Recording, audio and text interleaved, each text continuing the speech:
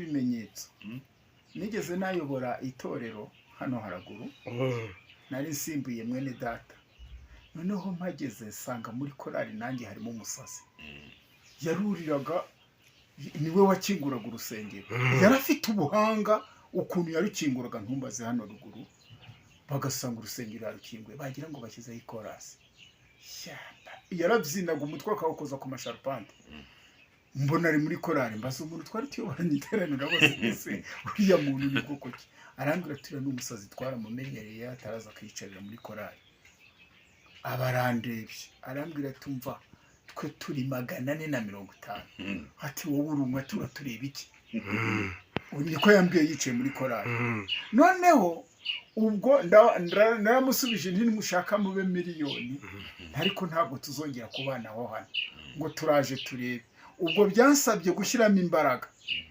buri munsi nkaza muri nibature kugira ngo ndebe uburyo akingura urusengero hanyuma binsaba guca amakorasi buriya abasazi bakundana n'indirimbo amakorasi nyahagarika mu rusengero haciye iminsi abaragiye amaze kugenda nibwo nubakaga ibintu byo gusenga muri urwo rusengero harimo umudamu yari afite umwana yavutse agendera hasi adahaguruka agejeje ku myaka 12 ubwo yari afite ubumuga umunsi umwe Imana iramubwira ngo nataha ngo arabona igitangaza cy'Imana yari umukene ageze yibwira yuko ari ibishyimbo ari bubone n'umuceri ariko icyo gihe ngira umugisha twasuye n'umuntu waturutse i Kigali aza kumwitegereza ngo Imana iramusanga ngo amugurire umuceri n'ibishyimbo Imana yamukoreye igitangaza yamuhaye ibishyimbo imuha umuceri imuha n'igitenge hanyuma atashye mu rugo asanga umwana yahagurutse afite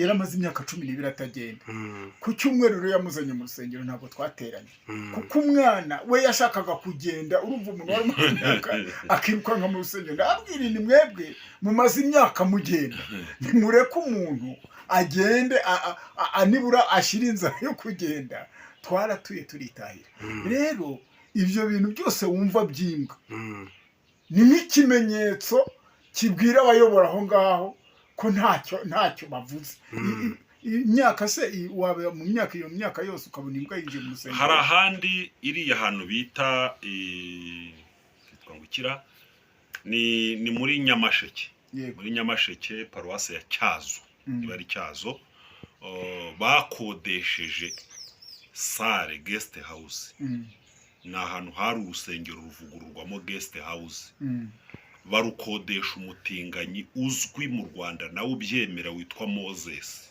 aranahavukaho yabaye umukristo waho ari umwana muto yarahabyirukira ajya muri korari aza kuhavaza i Kigali ageze i Kigali umunyamideli ukomeye ariko aza guhagararira ubutinganyi mu Rwanda warabyemera yemera ko ari umutinganyi aribwo burenganzira bwe yigeze no gufungwa bizira nabo bantu bafite amakuru itorero rya DP ryakodesheje uyu mutinganyi kuko n'umukira afite amafaranga menshi ngo afite igikorwa cyo gutanga ngo ituro cyo kwerekana ituro ariko ntabwo ari amafaranga n'ibikorwa akorera ahantu ngo yaravuze ko azabikora aho i Nyamasheke akajya na Uganda akajya ngo no muri Amerika no muri Kenya hari no mu Bufaransa ubwo rero yahereye aho i Nyamasheke ubwo rero yakodesheje izo nzu z'itorero abarimo amurikira ibyo bikorwa ajyana imyambaro yashaje bagenda bataburura mu binani akayigura niyo ngo yatatsemo aho ngaho bya byende biba byarashaje biriho n'itaka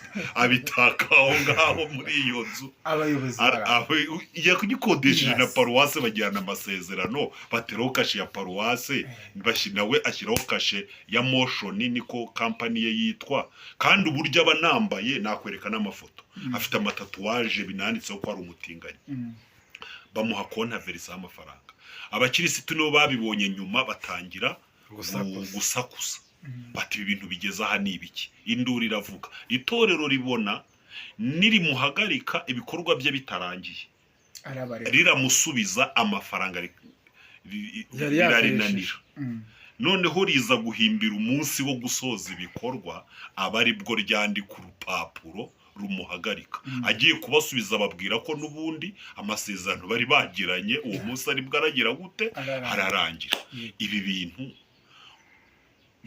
biraganisha hehe amadini buriya hari bibiliya ni ndende, hari ibigo bigera muri 4 Kristo yanyujijwemo, ntabigereranya n'ibigo by'amashuri.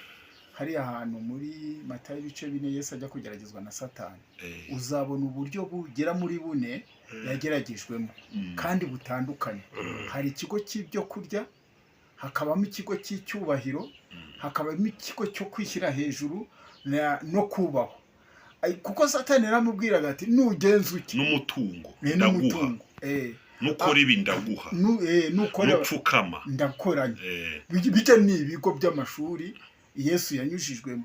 Rero twebwe abiki gihe tubinyuzemo, turatangira tukareba ku mubare w'amafaranga, ariko kandi ibyo byose biba byarateguwe no kujya gute no gusenga. Ntabwo rero uwo muntu wakoze ibyo yakoze ibyo gusa, buriya ukurikiranye ubuzima bw'abo bakirisita asigamo imyuka y'abadayimoni. Niho ujya kubona ukabona umuntu yarakijijwe ngo arwaye kanseri y'inkondo y'umura, ukajya kubona ukabona umuntu yarakijijwe ngo arwaye sida, nta hantu yigeze agira ate asambana. Ukajya kubona ukabona umuntu yarakijijwe. Mbese ari ibintu bitandukanye, abantu bakagenda bahura n'ingorane zitandukanye, ibirwara, ukava mu rugo uri muzima ugataha wamenetse umutwe. Naho ni ya myuka twebwe abayobozi twagiye twinjiza mu bantu. Muri make rero hari akantu tasoza navuze ku kintu kijyanye n'urusengero.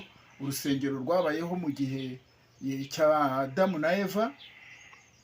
Nza kubabwira ko urusengero ari ibitaro. Ibi bitaro rero kubona bigenda bisumbana.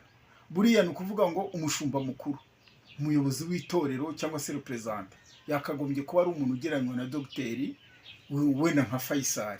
Wamanuka hano ku mushumba w'akarere w'Ururembo, akaba ari nka dogiteri ushinzwe ibitaro by'akarere. Wamanuka ku mushumba wa paruwasi, bikaba bigereranywa n'ibitaro by'umurenge. Wenda umushumba Ururembo akwiriye kuba ari nk'ibitaro by'intara, wa paruwasi ari nk'ibitaro by'akarere. Noneho aba barimu akaba ari za centre de santé, aba badiyakoni akaba ari abajyanama b'ubuzima, akaba ari uko nguko umurimo w'Imana ukorwa.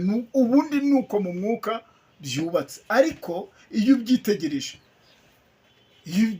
ubona atari ko biri. Satani agenda yinjira, ahubwo urajya kubona ukabona umushumba wenda runaka yashyizweho na leta, si itorero ryageze gute ryamushyizeho. Najya kubidwangadwanga rero adwangadwanga arakora ibya leta. Ndaguha urugero, iyo ubona umuntu yicara agahagarika ababwirizabutumwa 3,000 ngo yabuze ngo amafaranga yo kubahemba, kandi barahamagawe n'Imana badahamagariwe igihembo.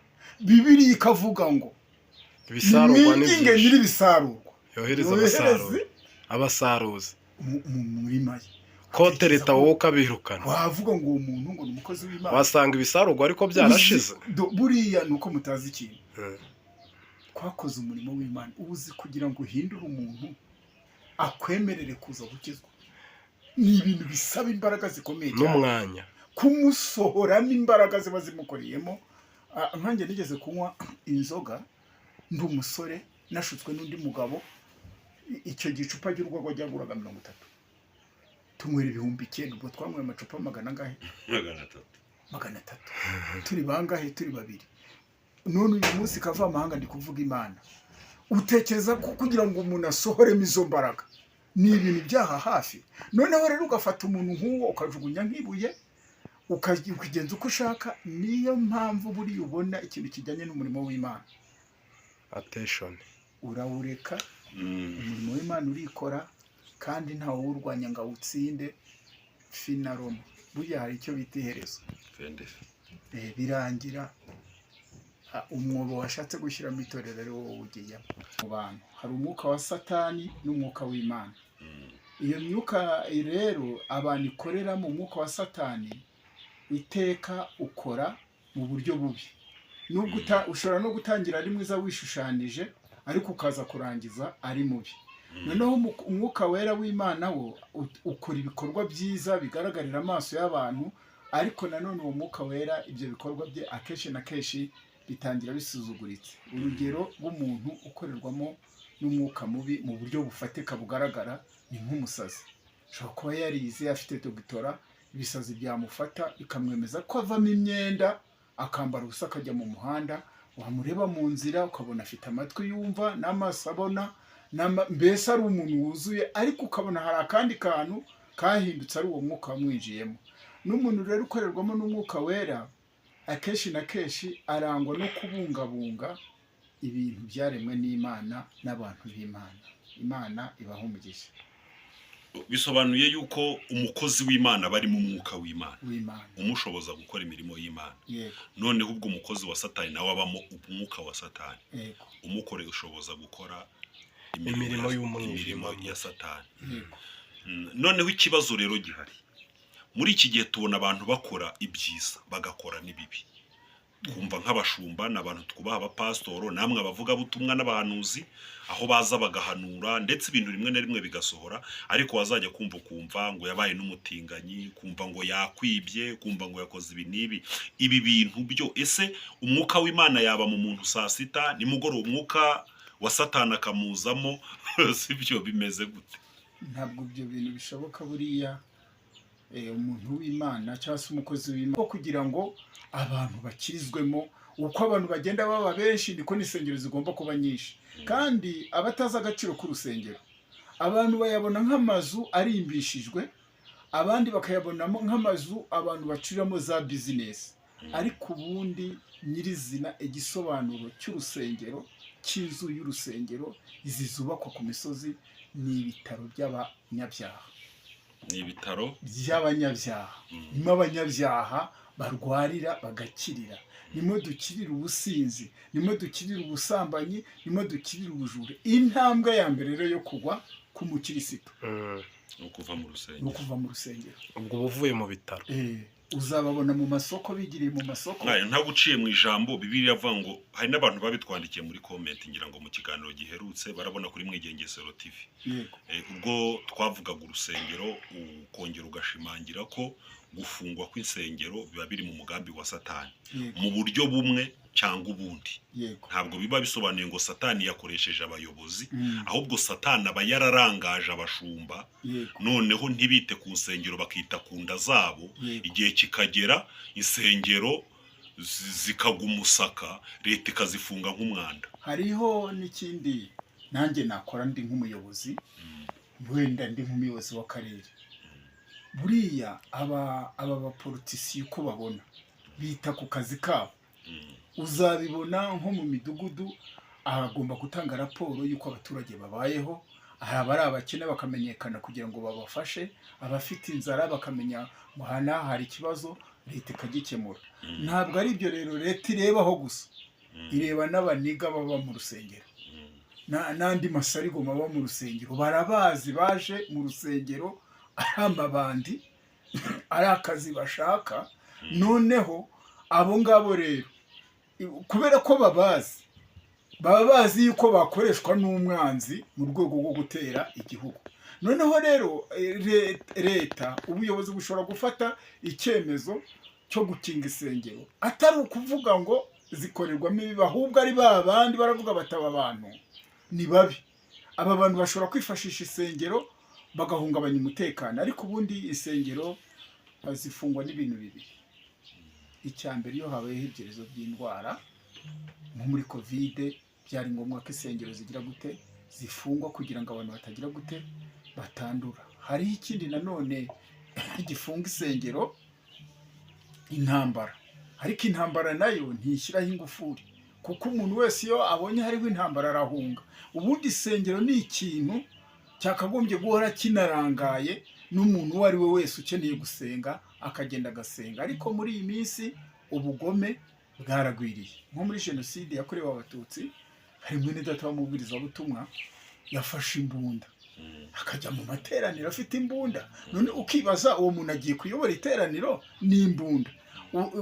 Ubwo bwari uburyo bwo kwicungira umutekano. Umutekano se imbunda bivuze ngo buri icyo byasobanuraga, ndakubwiriza ariko ntihagira agakoma ndakumena umutwe ni uko nguko bisobanura buriya hari ibintu abari gusenga nka El Qaeda cyangwa Boko Haram nibo basenga bafite imbunda abo bantu rero leta ibiza aho baherereye nawe ufite uzi urwo rusengero rubamo uwo muntu watanga amakuru ukanamurwanya. Ariko mwari reka wenda tuze kugaruka ntabwo insengero ziri mu Rwanda gusa isi yose ifite insengero. Hari abantu bamwe bemeza ko mu Rwanda zitari zikiri insengero ahubwo ko ngo yari isenga y'abambuzi, aho n'umuyobozi wa RGB yabigarutseho mu kiganiro yagize ku Gihe avuga yuko abantu bazaga mu rusengero bakabacucura utwabo. Umuntu akaza afite amafaranga yapfunyikiyemo nk'umwana ji yagira mu rusengero amafaranga bakayamukuramo kandi yatanze n'amaturo n'icya 10 bakaza kumubwira ko hakenewe n'imodoka ya pastoro. Mbese ku buryo abantu bavugaga ko zitakiri insengero. Buriya iminsi maze nagiye mbona ibintu byinshi. Hari ibyo mbona hanze hakaba n'ibyo mbona mu itorero. Hari ibyo bita gasutamo. Gasutamo ni ahantu ibicuruzwa byinjirira cyangwa se bisohokera.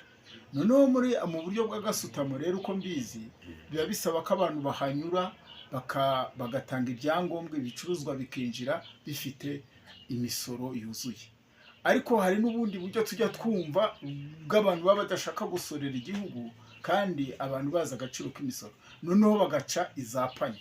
Ibyo bintu rero uvuga byahindutse isenga z'abambuzi ntabwo nabihakana kuko twagiye tubibona mu itorero. Nk'umuntu hari umuntu wigeze kuza kutwigisha mu materaniro azaje kutwigisha uko batanga icya 10. Gutanga icya 10 ntabwo ari bibi si icyaha ahubwo umuntu udatanga icya 10 ni uko atazi akamaro kacyo. Ariko we yaje kutwigisha yari yateguwe n'ayo mabandi n'ayo maseka araza agera ku rwego yigishije. Dore ijambo yigishije yaravuze ati ifumbire wakoresheje mu murima wawe wayitangiye icya 10. Nk'umukristo wabaye mu bintu by'agakiza ukumva ko ifumbire utayitangiye iki atuyibariye amafaranga iyo fumbire nta cya 10 wariganije. Ubwo ni ubujura mu buryo bw'uburiganya. Ni naho Pawulo yavuze buriya bumva duhabwa umwuka wera ntabwo ari wo kuvuga mu ndimi gusa. Umwuka wera si wo guhanura gusa. Pawulo yaravuze ngo ibintu byose tubigenzuza umwuka. Noneho mu mpano 9 z'umwuka wera harimo n'impano yo kurobanura imyuka. Akongera akavuga ati imitumbatumba watemye mu rutoki rwawe ibitoki waciyeho wayitangiye icya 10 ubwo ugahindukiza kandi uwo mwuka uba waturutse ku yindi myuka ifite ubushobozi. Mbonereho kuvuga aka kantu buriya hari imyuka itarageze hano ku isi.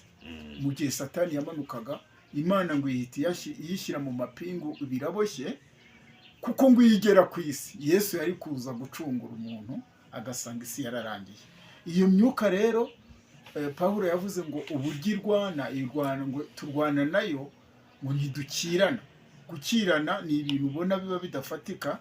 Iyo myuka mibi niyiza mu itorero ikayobya abantu, niyiza mu itorero igakorera mu bapasitoro, niyiza mu itorero igakorera mu babwiriza butumwa. Udafite umwuka wera ntabwo ushobora kumenya ngo uyu mupasitoro ari gukorana n'uyu mwuka. Ntabwo ushobora kumenya ngo uyu mubwiriza butumwa ari gukorana n'uyu mwuka keretse ufite umwuka wera w'Imana niwo gusobanurira ibyo. Nibyo rero abantu babonaga mu rugero nk'urugero nk'icyo kibazo mbajije. Ubundi bintu bikwiriye kuba mu materaniro ngibi. Iteraniro rigomba kubamo indirimbo zo mu gitabo, hakabamo abaririmbyi, hakabamo umwigisha w'ijambo ry'Imana, hakazamo gutanga amaturo. Ayo maturo nayo nakora mu nzu y'Imana ntabwo ari kujyana mu misanzu runaka. Noneho rero aho bavugira bati nabajura. Hari n'igihe nanjye nateranaga mu iteraniro wenda nasuye nk'ahantu ukabona baravuze bati tugiye gutanga ituro. Hari itorero nigeze guteraniramo batanga amaturo batuye amafaranga agera muri 1,000,000. Noneho ngiye kumva numva umuyobozi haravuze ati hano murabona ko dufite urusengero rwiza ariko hari amasabune dukenera ati twagira ngo twitangishe amasabune yo gukoropa urusengero. Nibwo nibazagaho nari nicaye ndavuga ese uyu ni umuyobozi aba bantu bafite, ni umujura, ni bwoko ki? Umuntu bamuhaye miliyoni imwe n'igice mu maturo, akaba kandi ayo mafaranga bayatanze bavuga ko azakora umurimo w'Imana. None arahindukiye ngo ari gushaka n'amasabune. Noneho wajya kureba ahubwo ugasanga uwo muntu afite umwuka w'ubugoryi urenze uwo kwa Satani, ahubwo buriya hari n'ibikorwa Satani burya adashobora gukora. Nk'ubu iyo agiye kugukoresha aguha imbaraga zikomeye zizagufasha muri uwo murimo.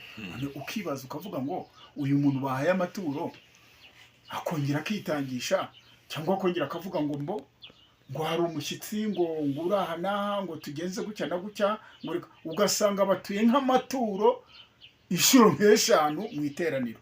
Ibyo rero ukabona ari ubujura. Noneho natwe nk'ababwirizabutumwa ukabikora ngo wirengere ejo batakwirukana.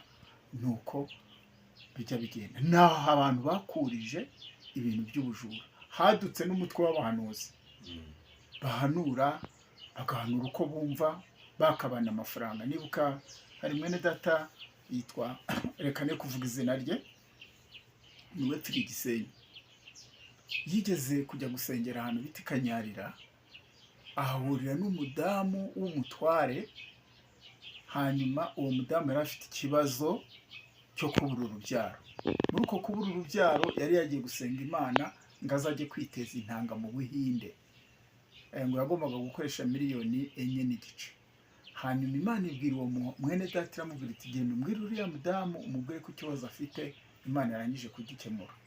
None uwo mudamu aramusubiza ati ikibazo mfite ni iki? Ni urugendo mfite rwo kujya kwiteza intanga n'aha, twabuze urubyaro mu rugo. None nari buzakoreshe miliyoni 2 n'igice, 4 n'igice.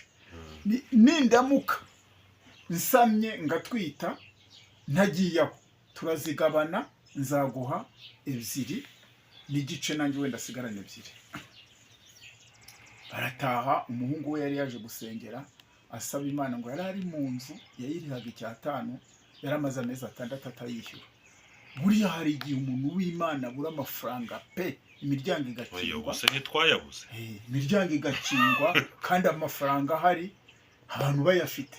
Umuntu ashobora no kugendana n'umuntu ntabe yakugurira icyayi, umufuka wuzuye amafaranga. Ibyo bibaho, ngo ijuru ryimanye kime, niko ijambo ry'Imana ribivuga. Hanyuma ataha azi ko wenda muri iyo minsi Imana irakora igitangaza, umudamu agasama agatwita. Niko byanagenze.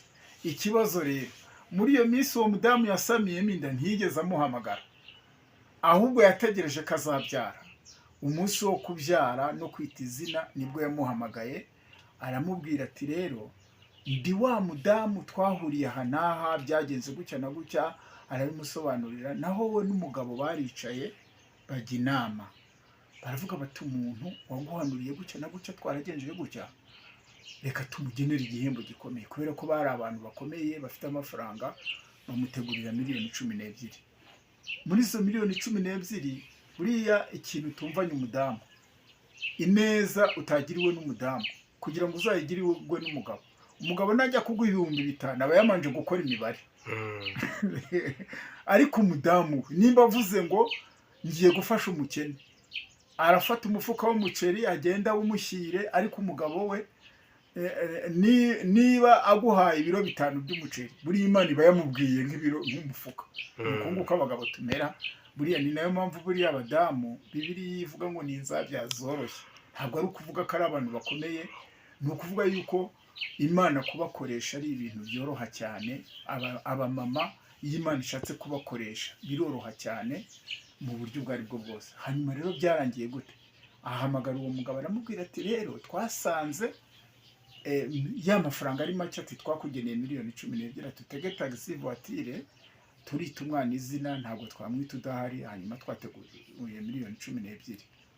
Umuhungu yumva ko ubukene butaye, asya atanzitse, afata imodokari aca hariya mu Ngororero, ngo bagombaga iyo mihango yari kubera hariya za Muhanga. Ageze mu nzira yumva ijwi riramuhamagaye riti kanaka ugiye he? Ngo ararisubizana ati aho ngiye se ntuhazi. Mu kandi ka mwanya ngo baragomeza baragenda, bageze ahantu ngo yitwa imwaka, niko yambwiye, za mwaka aho hafi aho. Imwaka ni hirya uburenzi Muhanga. Uburenzi Muhanga gatoya. Nuko ijwi riramubaza, kanaka ugenda ati ngiye kuzana amafaranga. Riramubwira ngo ibintu ni bibiri, urahitamo kuzana amafaranga cyangwa urahitamo ko tugumana. Niba uhisemo amafaranga genda uyazane, ariko turahita dutandukana. Umanze umenye ko uwo mudamu atari we wamuteye inda, ni Imana yakoze umurimo. Icyo akora icyo tukwemereye, niba ushaka ko tugumana, ugende wakire amafaranga 20,000 urariha uyu muntu wagutwaye, hanyuma andi mafaranga yabarekera. Icyo cyari ikibazo gikomeye cyane. Hanyuma ahitamo kubana n'Imana. Urumva uwo munzani uwo mukozi w'Imana yanyuzeho. Twebwe abariho muri iyi minsi ya none abawutsinda ni bake. Haragenda agezeyo baramuhereza envelope miliyoni 12, akuramo 20,000, ayandi arabashyikiriza ati Imana yambwiye gutya na gutya. Baratangara, biviramo umugabo w'uwo mudamu gukizwa, abonye agaciro k'abakozi b'Imana. Byaje kurangira gute rero? Asubirayo, yari afite ikibazo mu rugo cy'ubukene. Umugore ngo akamubaza, mwabonanye? Ndati twabonanye. No kutama amafaranga ngo ujye guhaha. Ndati nayo nazanye. Byagenze gute? Amubwira nk'uko mbabwiye. Umugore yamubwira ati igicucu gusa kitagira ubwenge. Ati sibwo uragira ngo Imana izagufashe ite? None si Imana abo baguhamagaye, ni shitani yaguhamagaye. Ariko umugabo arakomera.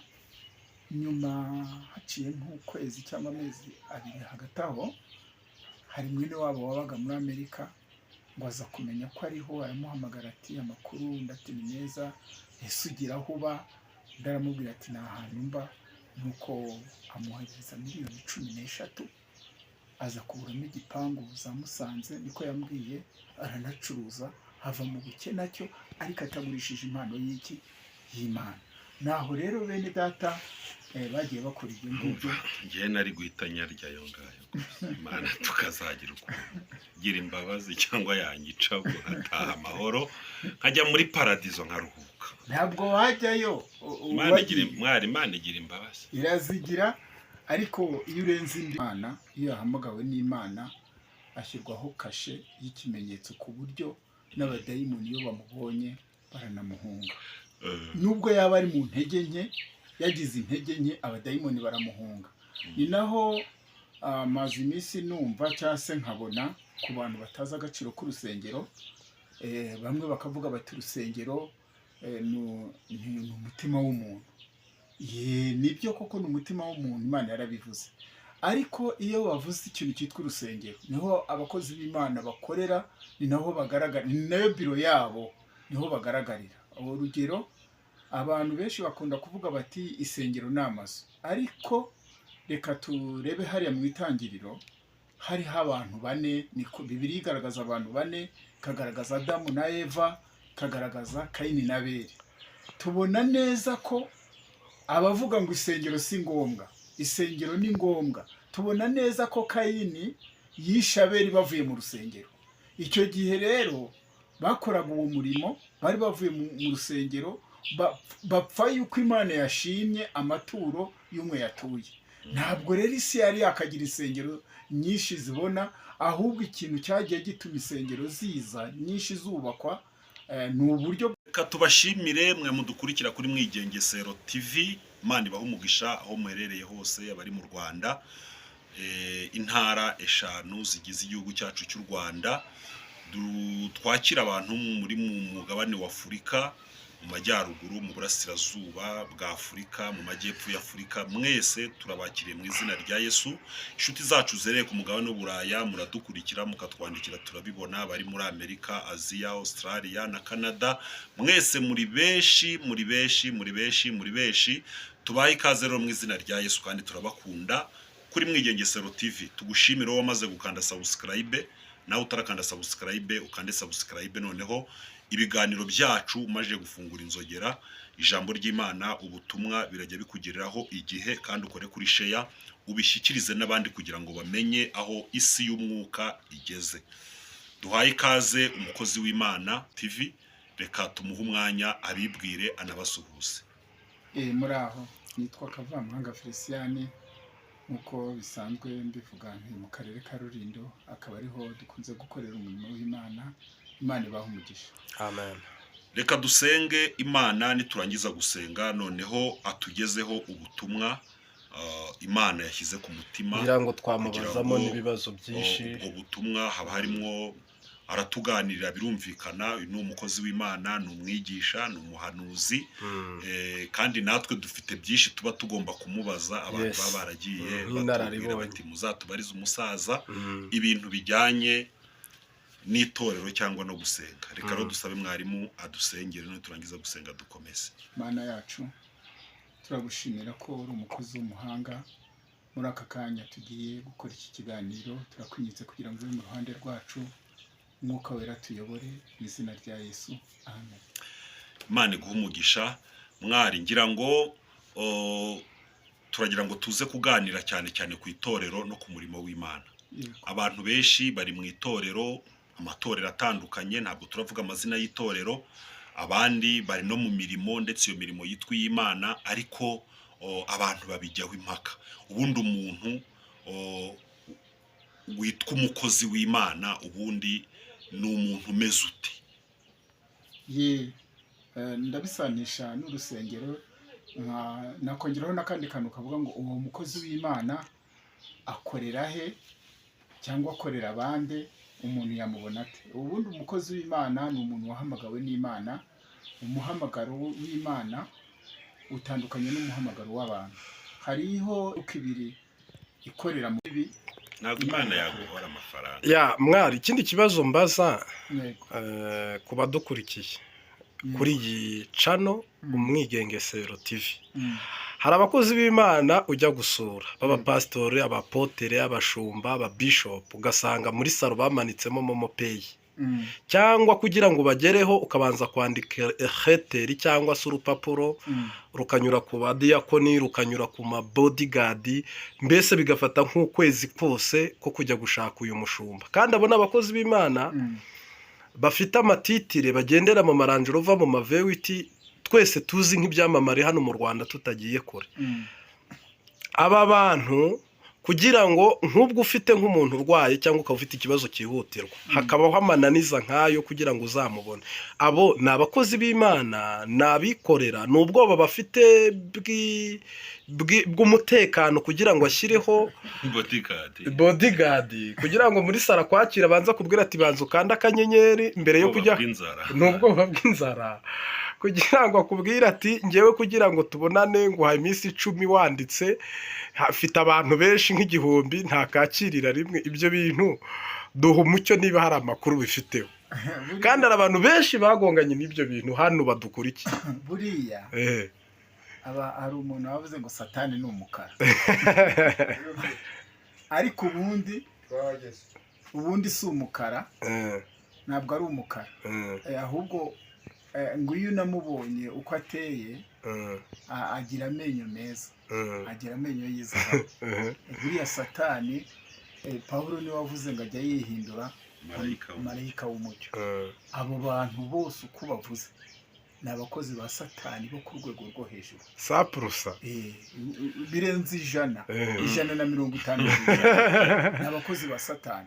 None se Yesu yahamagaye abantu barushye n'abaremerewe, bivuze ngo abo bantu baba baje kuri abo bakozi b'Imana bagize gute? Barushye. Hari uzaza adafite n'itiki imusubiza aho yavuye, ahubwo wowe mukozi w'Imana niwe ugomba kumuha itike imusubizayo, niwe ugomba kumugaburira. Ariko bitavuze iki? Bitavuze yuko ufite amafaranga utafasha abakozi b'iki b'Imana, kuko Pawulo yaravuze ngo uzaba ukoze neza nubaherekeza neza. Nigeze guhura n'ikigeragezo cya mwene data, ndababara cyane. Yari yasuye itorero, araribwiriza pe, aribwiriza, atashye ntibamuha itike yo kugira ngo atege imodoka. Usanga ahagaze ku muhanda, arambwira ati ndetse ko uhagaze hano, ati nari ndi guhamagara mu rugo ngo madamu ashakire itike iransubizayo. Ati ndamubwira nese hano wateraniye ntabwo bagutegeye? Ati reka da, ati ntayo bampaye. nawe aho yateraniye yari yateraniye mu cyombo cy'abadayimoni, aho hantu aba ari ikoraniro ry'abadayimoni.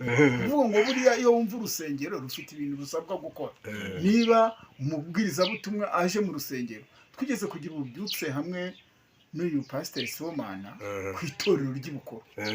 Abantu bagira ngo ububyutse ni ikintu kimanuka kikaza kikitura ku bantu, kiraharanirwa. Ugomba kumenya aho abashyitsi bari bafite impano z'umwuka wera, kubakira, ukamenya uko uzabakira, bagataha banezerewe, bagataha banezerewe, bahimbaza izina ry'Imana, ukanabaryamisha neza. Hari agakorasi twazaga dutera ngo nimubogereze ibirenge, twazaga twoza abantu ibirenge, bahagera inkweto zabo tukazikuramo, hakaba hari umudiyakoni ushinzwe kugira gute kuzihanagura, hakaba hari umudiyakoni ushinzwe kumenya ahantu bari bugire gute bari bujyane. Noneho aba bagabo twabanaga, hari n'abandi bakoranaga umurimo, bo bari bafite akazi, bakaba badushakiye amafaranga yo kuza kubaha batashye kugira ngo bashobore kubaho mu ngo zabo. Ni naho rero ubona hagiye hahinduka, abantu bagiye bahinduka amabandi. Niba utashoboye kwita ku mukozi w'Imana, uzahura n'ingorane. Abana bagomba kwitabwaho, bakabagurira imyenda, bakabagurira inkweto, bakabagurira amashati. Ibyo bintu byose ni inshingano z'itorero. Iyo bitabaye ibyo rero, niho ujya kubona ukabona bamwe babaye amabandi, ariko uyu muntu uvuga ngo manzi ushyire kandi ku kanyenyeri, ntabwo ari umukozi w'Imana, ni umukozi wa Satani. Tugiye tubwizanya Imana ishimwe. Ngira ngo twerekera ku musozo, ntabwo twasoza ntakubajije iki kintu. Mu minsi yashize hari inkuru yacicikanye y'imbwa yinjiye mu rusengero, yaranavuzwe birarangira tugira ngo abantu babaye maso.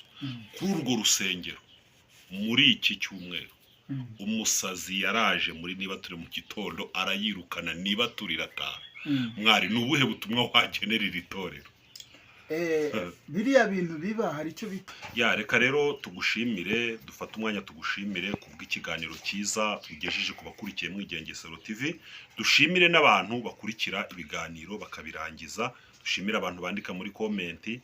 Mwese tuvuge ngo Imana ibaho umugisha, ibiganiro byacu nakagaruka, murabeho.